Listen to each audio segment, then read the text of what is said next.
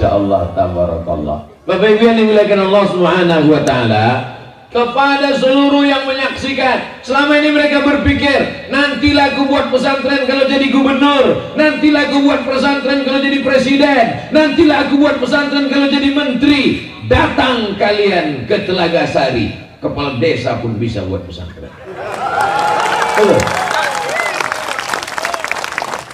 Berpikir besar, berpikir kekal, berpikir sesuatu yang abadi. Apa yang akan kita tinggalkan setelah mati? Kades-kades yang lain mati meninggalkan apa? Stempel.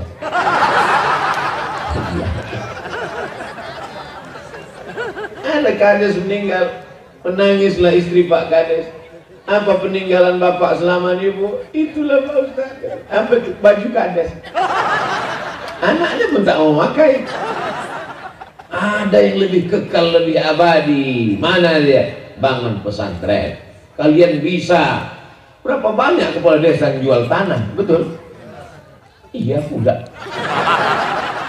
Kenapa tanah untuk pesantren tak bisa dibuat? Ini pemikiran.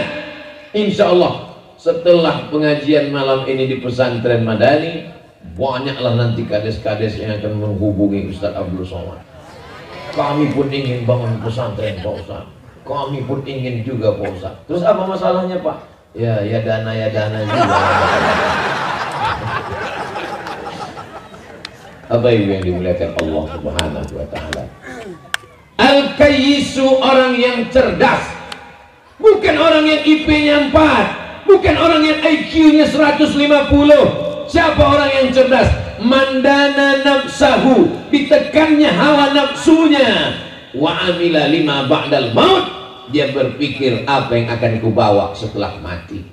Yang pertama, nafsu mau berpakaian. Ada orang sekarang sekali berdiri, sekali tegak 100 juta. Sepatu 10 juta. Lalat kepleset-pleset situ. Celana 5 juta. Baju 15 juta. Ini Pak Ustadz, baju saya nih. Entah siapa yang bertanya. Cincin kiri 15 juta. Cincin kanan 16 juta. Sekali senyum 20 juta. Gigi pun emas juga. Mati menghadap Allah, tinggal semuanya. Yang dibawa hanya sehelai, 2 helai, 3 helai, 5 helai, 7 helai kain kapan. Tukang pabrik tekstil pun mati tak bawa kain berkarung-karung.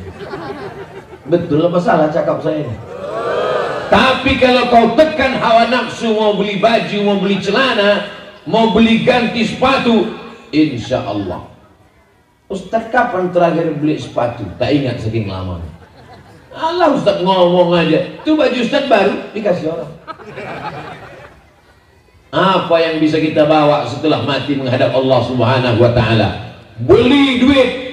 Duit dipakai untuk makanan. Beli makanan pakai duit. Ma'akalta fa'afnaita, yang kau makan busuk. Wa malabista, yang kau pakai lapuk. Yang kau makan busuk. Yang kau pakai lapuk. Wa ma tasaddaqta fa'amdaita, tanah yang kau wakafkan untuk pesantren, inilah yang akan menjadi bekal untuk hari esok. Kau makan busuk, kau pakai lapuk, kau sedekahkan untuk bekal hari esok. Bisa untuk bahan update status besok pagi. Ibu-ibu bukan main lagi, banyak jilbabnya. Dibuka lemari, tumpah ruah jilbab, tapi tak pernah dipakai. Apalah gunanya itu? Ustaz, janganlah sindir-sindir jilbab kami Pak Ustaz. Baru saya beli tadi sore, itu pun belum lunas lagi. Bapak Ibu yang dimuliakan Allah Subhanahu wa taala. Makanya nanti kalau ada keinginan nafsu, menggebu-gebu, ingin rumah baru, mobil baru, pakaian baru, cincin baru, ingat, ada sesuatu yang kekal abadi. Semen 2-3 sak, batu bata dan kerikil. Besok datang. Mana pembangunan masjid Madani itu? Mana dia? Kau mau ngasih? Enggak, mau tanya aja. Nanti kalau cocok baru kasih. Kalau tak cocok, nanti itu. Dibangun rumah besar, megah, mewah, 3 lantai. Kamar mandinya keramik batu pualam. masuk ke dalam tamu tak mandi-mandi saking kan kagumnya. Begitu mati menghadap Allah Subhanahu wa taala, akhirnya kita tinggalkan rumah yang cantik, rumah yang megah, mobil yang mewah, anak buah hati belayan jiwa tinggal. Yatba'ul mayyita thalathun, yang mengiringi mayat hanya 3 saja. Malu hartanya, mobilnya ikut mengiring sampai ke pelataran parkir. Ahluhu, kawan, sahabat, istri, anak, menantu, orang sekampung. Apalagi kalau meninggal kades, banyak orang mengiring sampai ke depan pemakaman. Begitu sudah masuk ke dalam, mereka pun berdoa, Allahumma fir lahu warhamhu wa'afihi wa'fu anhu wa akrim nuzulahu wa sa'adahu wa asilhu bil ma'i wa tharji wal barat. Selesai itu mereka pun pulang ke rumah. Cerita berganti, musim berubah, jamaah pun mulai menonton drama Korea. Yang laki-laki jam 2 malam mulai berteriak, lupa dengan Pak Kades, gol! Kau tinggal di alam barzah sendirian. Mana kawan sahabat handai tolan yang baik-baik selama ini, yang setia menemani cuman satu, wa amaluhu. Tapi anak-anak santri dari pesantren Madani, pagi, petang, siang, malam, zuhur, asar, maghrib, isya, witir, tarawih, baca Quran, mengalir pahalanya. Bagi bapak ibu mesti berpikir, aku sebelum mati mesti membangun pesantren. Tak bisa membangun pesantren, bebaskan tanah semeter 2 meter, tak juga bisa sanggup. Kasih batu bata, semen, kerikil dan pasir, tak juga bisa sanggup. Datang ikut gotong royong, mana yang perlu dicor, mana yang perlu diangkat, mana yang perlu. Jangan pesantren sudah berdiri, sudah tak ikut menolong, tak ikut bebaskan tanah, tak mengasih semen, datang petantang-petenteng, mana masjidnya? Ini tiangnya agak miring ini. Tapi orang pesantren tak mau marah, dia tak emosi. Kalau ada orang begitu, ini tiangnya miring, tiang itu tak miring Pak, otak kau aja yang tak miring. Bapak ibu yang dimuliakan Allah Subhanahu wa taala, harimau mati meninggalkan belang, gajah mati meninggalkan gading, manusia mati meninggalkan utang. Saya waktu lulus mau berangkat ke Mesir, mak saya agak bimbang-bimbang. Anak cuma 2, laki-laki dua-duanya. Pertama Abdul Somad, adiknya laki-laki. Aku mau ke Mesir mak. Datanglah saya ke rumah abang emak saya. Nampakku emak agak bimbang-bimbang dewa. Bilang ke emak kau, harimau mati meninggalkan belang, gajah mati meninggalkan gading, manusia mati meninggalkan nama. Nanti kalau kau mati mau meninggalkan nama baik apa nama buruk, orang akan mengenang kau Abdul Somad, pemabuk, perampok, pejudi, pezina, atau Abdul Somad yang belajar agama. Begitu saya sampaikan, apa kata mak saya? Pergilah kau sejauh mata memandang. Berangkat saya ke Mesir, naik pesawat Royal Jordan dari Soekarno Hatta Jakarta. 4 tahun baru pulang. Kenapa? Tiket mahal. Jangan nanti anak-anak ini sudah tamat dari Madani, mau sekolah ke Mesir, mau sekolah ke Madinah, mau sekolah ke Makkah, ibu tahan. Mak, aku udah tamat Madani, dapat beasiswa ke Mesir, berangkat aku ya mak. Janganlah nak, nanti kalau mak mati gimana? Kalau ibu tahan dia, ibu mati. Kalau ibu lepas dia, ibu mati juga. Bedanya apa? Kalau ibu lepas dia, dia mujahid fisabilillah, bertambah ilmunya, didoakannya sampai akhir hayat insyaallah. Sampai hari ini sudah 2 tahun almarhumah saya tinggal. Terakhir kakak sepupu saya cerita, sampai hari ini tak berhenti orang berdatangan berziarah dari banyak tempat. Bersih makam kubur, tak pernah rumputnya panjang. Orang banyak ziarah, mau dicari orang mana makam almarhumah emak Ustaz Abdul Somad yang melahirkan, yang mendidik, yang membesarkan.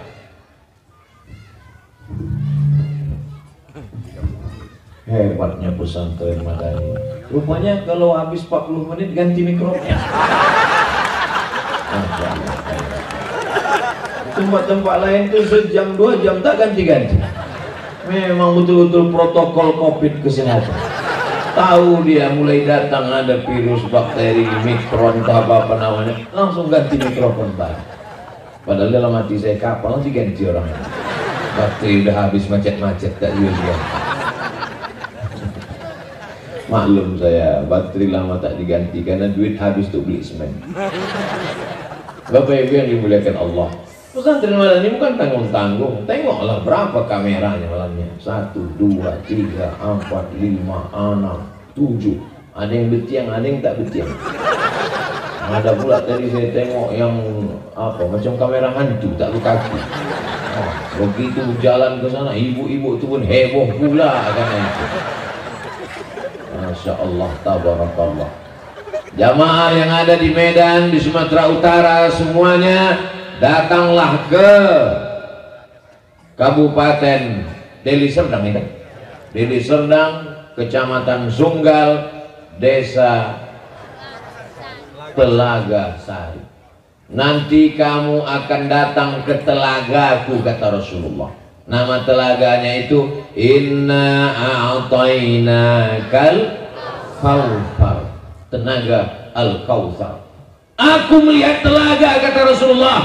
Nama telaga itu Al-Kautsar. Ketika manusia kehausan, panas terik di padang mahsyar, ada orang yang minum dari telaga itu. Siapa dia? Kamikah itu ya Rasulullah? Antum ashabi, kalian sahabatku. Ada orang yang minum dari telaga itu. Siapa mereka ya Rasulullah? Ikhwani. Ikhwan. Al-Madani, Madani, Ikhwan. Yang akan minum dari telaga itu adalah ikhwan. Telaga di sana nanti Al-Kautsar. Sebelum sampai ke sana di Telaga Sari dulu. Nanti kalau dia minum dari telaga itu, la yazma'u fiha abada. Dia tidak akan haus untuk selamanya. Insya Allah kalau datang orang Sumatera Utara ke Telaga Sari mengantar anaknya ke Madani, tidak akan haus. Maksudnya haus pelajaran agama. Sekarang banyak orang tak paham agama, semua disembah. Kucing pun disembah. Mbak kucing sembah, nampak pokok kayu sembah. Pokok kayu, batu, hantu, tuyul, nyeblorong, sundel bolong, semua sembah. Haus dengan agama. Nanti kalau dia sudah belajar agama, dia bisa membedakan mana khalik, mana makhluk, maka dia akan berkata la ilaha illallah. Murni, bersih akidahnya. Kenapa? Karena di sini diajarkan tauhid, wujud, qidam, baqa, mukhalafatul lil hawadisi, qiyamuhu binafsihi, wahdaniyah, qudrat, iradat, ilmun, hayat, sama, basar, kalam, berpegang dengan ahlus sunnah wal jamaah. Ini sekarang banyak tauhid macam-macam. Bila Anda CEO-nya monyet, maka tahun 2022 cocoknya memanjat pokok kayu. Habis pokok kayu dipanjat. Tak jadilah kita nikah, Beb. Kenapa begitu, Nyet? Karena nampaknya menurut ramalan kita nggak sesuai. Bintang kau kan kambing, bintang aku ikan. Kambing kalau jumpa ikan mana mungkin. Kau di air, aku di laut. Udah kau pegang-pegang aku, baru kau bilang tak bisa nikah. Bodat kau kan? Percaya pula dia pada ramalan. Kadzabal munajjimun walau sodaku. Dusta, bohong orang ahli perbintangan. Kalaupun betul, kebetulan. Kalau zaman dulu orang datang ke rumah peramal minta ramal. Zaman sekarang peramal itu yang datang ke rumah kita, ke meja tamu kita, ke dalam kamar tidur kita, ke dalam dompet kita. Apa kata dia? Ketik ramal spasi rek, kirim ke 9090. Betul apa tidak yang saya cakapkan ini? Di mana membersihkan akidah? Bersihkan akidah di pondok pesantren. Kalau ada orang mengatakan jangan masukkan anak pesantren, pesantren itu radikal, radikul, sumbatkan mulutnya duit baru dia diam. Mana ada orang aliran keras di pesantren? Kalau pesantren markas tempat radikul, sudah matilah buzzer-buzzer yang mengejek Ustaz Somad itu, betul? Betul. Kenapa masih hidup? menunjukkan bahwa di pesantren orang diajarkan kelembutan. Di pesantren orang pakai sarung. Apa yang keras pakai sarung? Salah cakap. Tak terang, ketawa. Di pesantren orang diajarkan sopan santun, tata krama, budi bahasa. Kami dulu di pesantren bangun tidur pagi. Bangun tidur pagi, memang datang guru tuh bawa batang sapu, tapi tak dipukulnya. Yang dipukulnya cuma triplek saja. Kelompak, wake up, bangun. Bangun ke masjid. Ada satu kawan tak bangun. Pulang kami dari masjid, dia masih tidur. Tapi datang tadi Syekh Syakir dari Mesir bawa batang sapu. Kok tak bangun? Aku bilang aku sedang junub.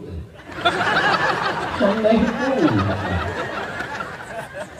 Tak kemana lah kawan junub itu sekarang. Bangun, pergi ke masjid, mengantuk-ngantuk berangkat ke masjid. Sampai di masjid, sholat sunat tahiyatul masjid, azan subuh, qabliyah subuh. Setelah itu iqamat, baru sholat subuh. Banyak juga kawan-kawan yang sujud pertama sekaligus sujud terakhir. Tak bangkit-bangkit. Tapi saya tak pernah saya coba.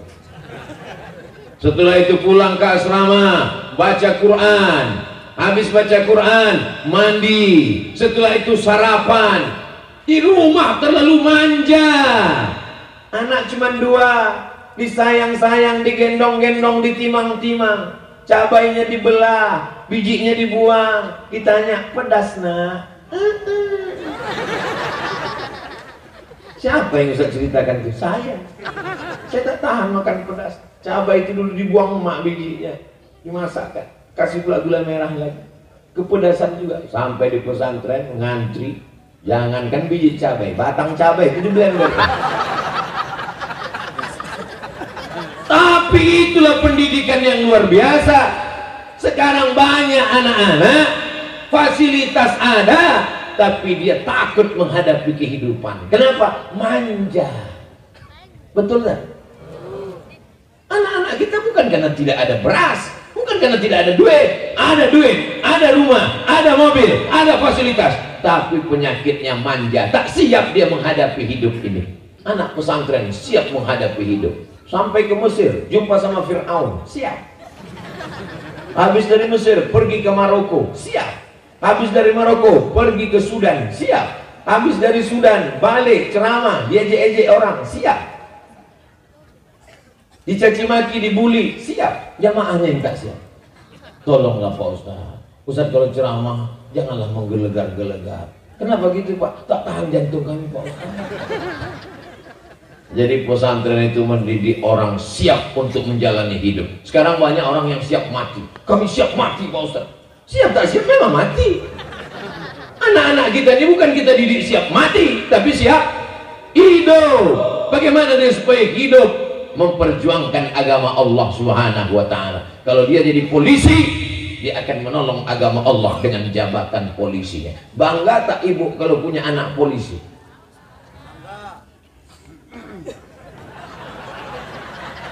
Bangga tak bapak kalau punya anak tentara? Bangga. Azamlah anak bapak di musola. Allahu Akbar, Allahu Akbar. Apa kata jamaah? Siap. Ustaz Abdul Somad yang azan orang itu cuek aja. Allahu Akbar, Allahu Akbar. Siapa yang azan tuh? Ustaz Somad. Kau duluan aja Ustaz, kami usul belakangnya.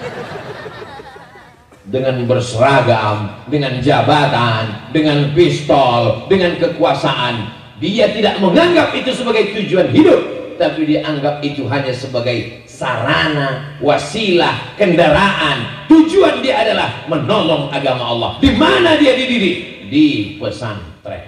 Setuju apa tak setuju? Setuju. Terserah Bapak. Mau setuju tak setuju, tetap aku sampaikan. Tidurlah saya di hotel di Bandar Lampung. Di bawah dikawal. Siapapun tak boleh naik ke atas. Ustaz Somad mau istirahat. Tiba-tiba ada orang mengetuk pintu. Tok, tok, tok. Saya intip. Polisi. Apa pula dia masuk? Saya lupa. Ada apa Pak? Aku adik kelas abang di pesantren. Di mana kau sekarang? Aku polisi bang. Masuk silakan. Kenapa kau bisa lewat di bawah? Anak buahku semua aja yang jalan. Apa tak bangga kita? Bisa foto bang? Bisa untuk update status. Sampai saya ke Banda Aceh, jumpa pula lagi kawan. Rupanya sekelas, ketua kelas dulu. Memang dari dulu dia mau tegak tinggi. Cocok lah jadi tentara. Yang kecilnya pula sakit hati. Dan sekarang cari-carilah pangkal pintu bergantung. Banyak-banyak makan kacang panjang. Apa yang dimuliakan Allah Subhanahu wa Ta'ala. Jadi yang saya sampaikan ini bukan cerita tanpa bukti. Kawan-kawan ini sudah berhasil. Tinggal lagi anak-anak kita ke depan. Ada anak ibu mau jadi polisi, bisa. Mau jadi tentara, bisa. Mau jadi pengacara, bisa. Mau jadi penyanyi, bisa. Dia dilatih. Kami dulu di pesantren dilatih drama. Namanya drama area At-Tamthil Al-Masrahi, pakai bahasa Arab. Waktu itu saya dapat peran jadi jin. Tanyalah kawan-kawan di pesantren. Jadi macam-macam. Jadi jangan katakan apa itu di pesantren cuman pakai sarung, cuman baca-baca kitab aja. Semua dipelajari pondok pesantren. Pramuka ada, silat ada, karate ada, tapak suci ada, semua dipelajari. Kenapa? Karena nanti dia dituntut untuk siap hidup terjun ke masyarakat. Bagi yang sudah memasukkan anaknya ke pesantren, bersyukurlah bu. Bagi yang anaknya masih SD, bawa jalan-jalan. Yang bawa jalan-jalan ke mall. Nanti dia berpikir kalau makku sayang dibawanya aku ke mall. Kalau tak dibawa ke mall berarti tak bawa ke pesantren. Sekali-sekali bawa juga ke panti asuhan. Dia nanya, di mana nih mak panti asuhan? Apa namanya ini? Panti asuhan. Syaratnya masuk sini, ayah kau mesti mati dulu. Balik dia dari situ, dia akan sayang sama ibu, diciumnya tangan ibu. Kenapa? Karena dia mulai berpikir, anak-anak ini tidak selamanya bisa kita nasihati cuman kau mesti rajin sholat, kau jangan melawan aku, nanti kau masuk neraka jahanam. Anak-anak sekarang melawan, mana neraka itu? Mana. Tapi kalau dibawa dia ke sana, dia akan menengok, tunjukkan dia, berpikir dia, apalah ta'tilun, berpikir anakku, apalah tatafakkarun, berpikir anakku. Jalan-jalan ke Danau Toba, bagus. Pergi ke Brastagi, ke bukit, cantik. Makan-makan ikan mas, bagus, tak salah. Tapi sekali-sekali bawa dia ke tempat anak yatim, belikan nasi bungkus kau satu, aku satu. Untuk apa mak? Nanti kita makan sama anak yatim di sana. Assalamualaikum Pak Panti Asuhan. Ya, kami mau makan sama anak yatim. Berapa orang bu? Kami berdua aja. Tunjukkan sama dia bagaimana kehidupan ini nyata. Bapak Ibu yang dimuliakan Allah Subhanahu wa Ta'ala. Keponakan saya, anak saudara saya tidak boleh sekolah kecuali pondok pesantren. Saya sampaikan itu. Kau pesantren, kamu pesantren. Karena aku tak sanggup nanti kalau kalian membuat maksiat di atas muka bumi Allah. Kami sudah mati menghadap Allah. Kami akan mempertanggungjawabkan anak-anak kami. Kullukum ra'in, setiap kamu pemimpin, wa kullukum mas'ulun, kalian semua akan disoal, diminta tanggung jawab. Ibu rajin wirid, yasin, tahlilan, berzikir, bersolawat, baca Quran, khatam. Bapaknya pula bukan main, wakaf, zakat, infak, sedekah. Tapi anak tidak dididik. Selangkah lagi kita mau masuk surga, selangkah juga kaki masuk ke neraka karena tidak mendidik anak-anak. Inilah pentingnya pondok pesantren. Kenapa anak kau tak masuk pesantren? Jauh Pak Ustaz. Saya sangka ganti mic lagi. Anak kau kenapa tak di pesantren? Mesti mengantarnya satu hari ke Mandailing, Natal, ke Purba Mustafawiyah Pak Ustaz. Tak sampai hati saya Pak Ustaz. Antarkan anak, dekat sudah. Tapi kalau anak sudah masuk pesantren, jangan ditelepon tiap hari. Jangan ibu antar kemari menangis. Kuatkan hati. Kau belajar kau sini. Kalau kau tak belajar, tak kuat juga jadi anakku. Kuat dia. Ini ibu meletakkan pesantren, menangis pula. Anak. biarkan dia nangis. Biarkan dia. Kuatkan semangatnya.